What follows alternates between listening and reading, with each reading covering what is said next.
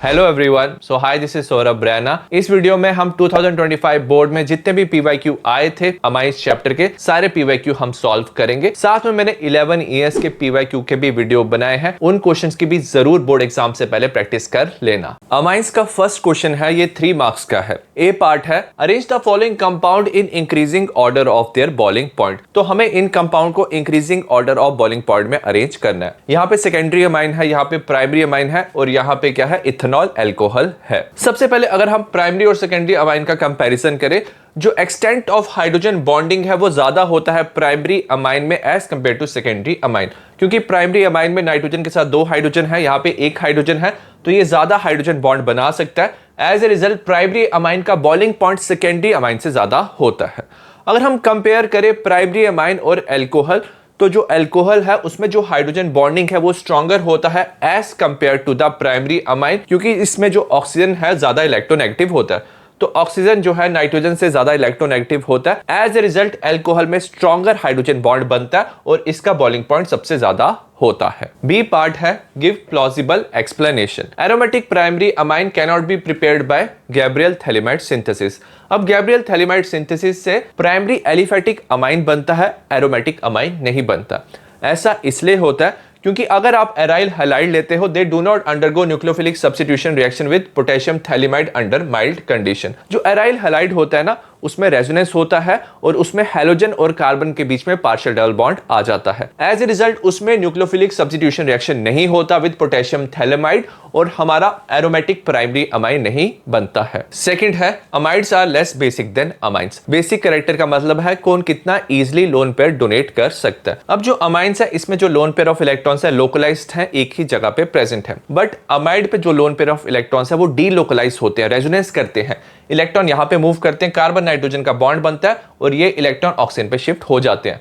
तो यहाँ पे इलेक्ट्रॉन लेस अवेलेबल होते हैं। As a result amides are less basic. तो amides are less basic than amides because the lone pair of electron present on nitrogen in amide is less available for donation as they are involved in resonance. तो उसकी वजह से जो amides हैं वो less basic होते हैं as compared to amines. Second question है, how will you obtain the following from aniline? Give chemical equation only. ये 3 मार्क्स का क्वेश्चन है। हमें सबसे पहले ना सल्फानिलिक एसिड ना एनिलीन से बनाना है। इसे हम ना H2SO4 के साथ रिएक्ट करेंगे। ये बेस है, ये एसिड है, दोनों कंबाइन करके सॉल्ट बनाते हैं। तो बेंजीन के साथ बन जाएगा हमारा NH3 प्लस HSO4 नेगेटिव।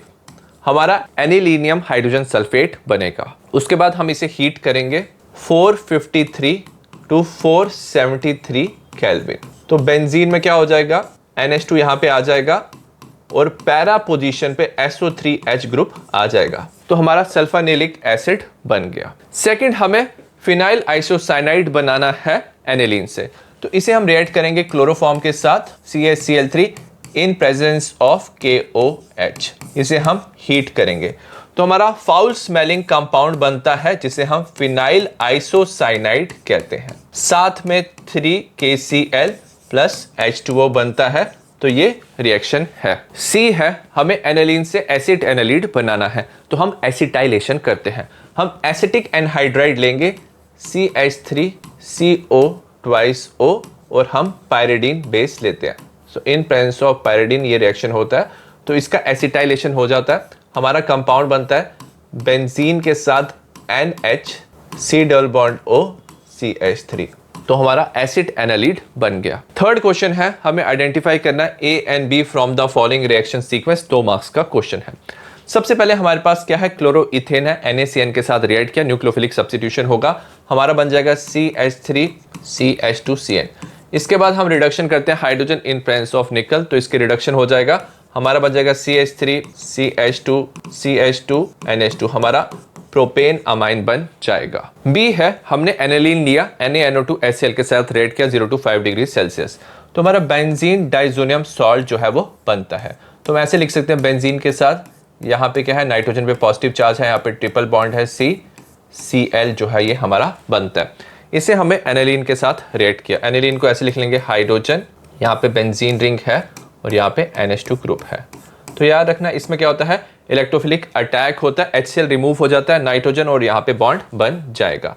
तो हमारा बन जाएगा बेंजीन के साथ nitrogen, double bond nitrogen benzene, यहाँ पे NH2 ग्रुप आ जाता है। इस कंपाउंड को पैरा अमीनो एजोबेंजीन कहते हैं। सेकंड है arrange the following compound as आस, ये 3 मार्क्स का क्वेश्चन है।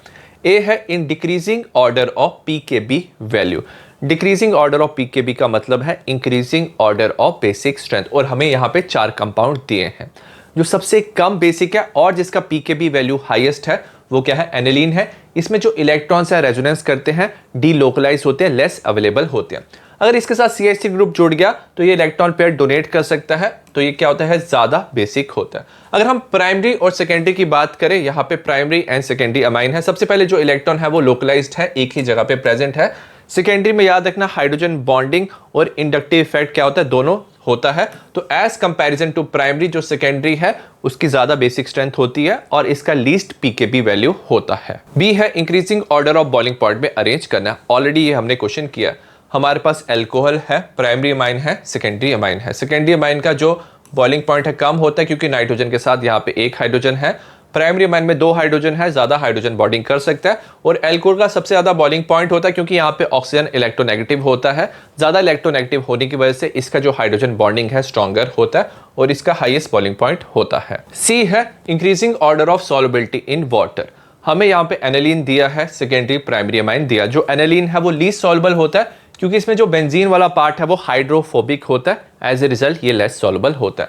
अगर हम सेकेंडरी और प्राइमरी अमाइन की बात करें, जो प्राइमरी अमाइन है नाइट्रोजन के साथ ज्यादा हाइड्रोजन है, वाटर के साथ ये ज्यादा हाइड्रोजन बॉन्डिंग बना सकता है, तो इसकी ज्यादा सॉल्युबिलिटी होती है। फिफ्थ है how can you obtain the following from aniline, give only chemical equation. तो हमें केमिकल इक्वेशन देना है, हमें एनिलीन से पैरा नाइट्रो एनिलीन बनाना है। तो जो एनिलीन है सबसे पहले हम इसकी एसिटाइलेशन करते हैं CH3CO ट्वाइस O के साथ। एसिटाइलेशन करेंगे, हमारा एसिड एनालीट बन जाएगा। तो हमारा बन जाएगा बेंजीन के साथ NH C double O CH3 group. अब इसके हम क्या करेंगे, नाइट्रेशन करेंगे। किसके साथ करेंगे, H2SO4 HNO3 के साथ हम इसकी नाइट्रेशन करेंगे और हम पैरा प्रोडक्ट लिखेंगे क्योंकि वो मेजर क्वांटिटी में बनता है।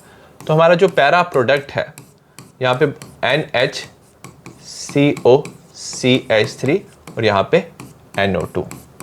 अब हम क्या करेंगे, हाइड्रोलिसिस करेंगे। आप एसिडिक और बेसिक मीडियम ले सकते हो। तो हाइड्रोलिसिस के बाद क्या होगा, हमारा यहाँ पे NH2 बन जाएगा और पैरा पोजीशन पे NO2 होगा।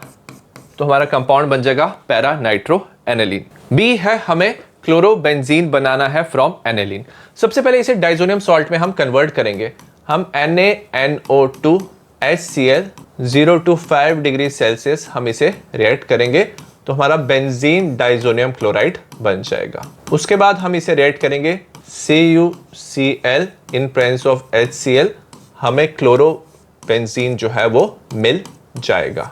नेक्स्ट हम फिनोल बनाएंगे एनिलीन से। इसे भी हम क्या करेंगे, NaNO2 HCl के साथ रिएक्ट करेंगे।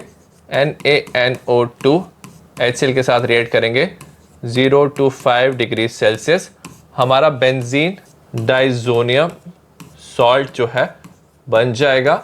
और इसे जब आप वाटर के साथ वार्म करते हो तो यहाँ पे नाइट्रोजन गैस रिलीज हो जाता है, हाइड्रोलिसिस होता है और हमारा फिनॉल बन जाता है। तो ये आंसर है। तो ये थे अमाइंस के 2025 के PYQ। Similar type of PYQ आपको बाकी चैप्टर्स के भी मिल जाएंगे, उसकी जरूर प्रैक्टिस कर लेना। See in the next video, bye.